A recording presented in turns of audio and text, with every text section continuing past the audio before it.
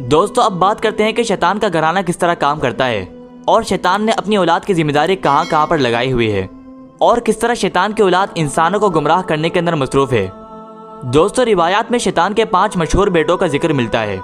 जिस तरह के हजरत मुजाहिद रहमतुल्लाह अलैह शैतान के मशहूर बेटों के नाम और काम को कुछ इस तरह बयान फरमाते हैं। शैतान के पहले मशहूर बेटे का नाम दम्बोर है।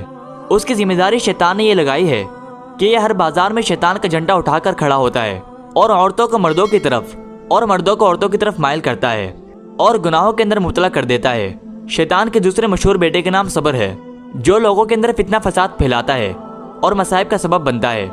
दोस्तों शैतान के तीसरे बड़े बेटे का नाम अऊर है। उसकी जिम्मेदारी शैतान ने यह लगाई है कि कोई भी मुसलमान अगर अल्लाह तबारक व तआला की बारगाह में कोई इबादत या नेकी करता है तो ये शैतान उस मुसलमान को रियाकारी यानी दिखावे के अंदर मुब्तला कर देता है और रियाकारी की वजह से उसके उस अमल को ज़ाया कर देता है।